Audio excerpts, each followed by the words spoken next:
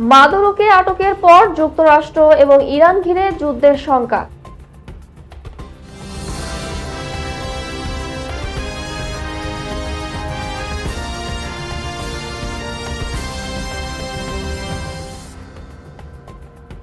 ভেনেজুয়েলার president Nicolas মাদুরোকে মার্কিন বাহিনী কর্তৃক আটকের ঘটনা মধ্যপ্রাচ্যে, বিশেষ করে ইরানের সঙ্গে যুক্তরাষ্ট্রের যুদ্ধের শঙ্কাকে নতুন করে উস্কে দিয়েছে। ডোনাল্ড ট্রাম্পের এই নজিরবিহীন পদক্ষেপের পরপরই ইসরায়েলি নেতা ইয়ার লাপিদ তেহরানকে সতর্ক করে বলেছেন, ভেনেজুয়েলায় যা ঘটেছে তা থেকে ইরানের শাসকদের শিক্ষা নেওয়া উচিত। বিশ্লেষকরা মনে করছেন, ট্রাম্প ও নেতানিয়াহুর সাম্প্রতিক বৈঠকের পর মাদুরোকে ক্ষমতাচ্যুত করার এই ঘটনা ইরানের জন্য একটি পরোক্ষ বার্তা।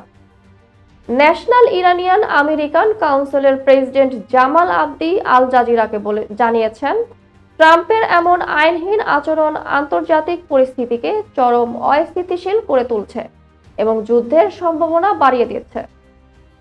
এটি ইরানকে নিজেদের সামরিক প্রতিরোধ ব্যবস্থা আরও শক্তিশালী করতে কিংবা যুক্তরাষ্ট্র ও ইসরায়েলে আগ বাড়িয়ে আঘাত হানতে প্ররোচিত করতে পারে।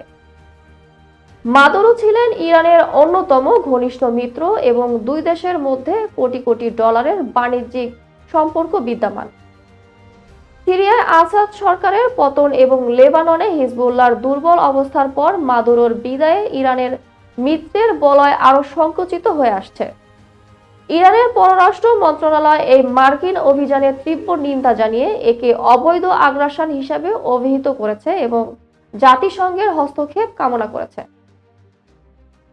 ইরানের সর্বোচ্চ নেতা আয়াতুল্লাহ আলী খামেনি অবশ্য নতি স্বীকার না করার ঘোষণা দিয়ে বলেছেন যে তারা শত্রুকে হাঁটু গেড়ে বসতে বাধ্য করবেন। মার্কিন পররাষ্ট্র মার্কো রুবিও এই অভিযানের মাধ্যমে তেহরানকে স্পষ্ট বার্তা দিয়ে জানিয়েছেন যে ট্রাম্প যা বলেন তা শেষ পর্যন্ত করে দেখান। ট্রাম্প প্রশাসনের সর্বোচ্চবাদী লক্ষ্য ও কূটনীতির পথ রুদ্ধ করার প্রবণতা সংঘাতকে অনিবার্য করে তুলেছে বলে মনে করেন অনেক বিশেষজ্ঞ। এর আগে গত জুনে ইসরায়েল ও যুক্তরাষ্ট্র ইরানের পারমাণবিক স্থাপনায় হামলা চালানোর দাবি করলেও বর্তমান শাসন ব্যবস্থা এখনো টিকে আছে। তবে ট্রাম্প পুনরায় হুঁশিয়ারি দিয়েছেন, বিক্ষোভকারীদের উপর দমন পীড়ন চালানো হলে কিংবা পারমাণবিক কর্মসূচি পুনর্গঠন করলে ইরানকে কঠোর আঘাত সহ্য করতে হবে। বিশ্লেষকদের আশঙ্কা, ভেনেজুয়েলার মতো ইরানেও শীর্ষ নেতৃত্ব অপসারণের চেষ্টা চালানো হতে পারে, যা পুরো বিশ্বকে এক ভয়াবহ যুদ্ধের দিকে ঠেলে দিতে পারে। এতক্ষণ সাথে থাকার জন্য ধন্যবাদ।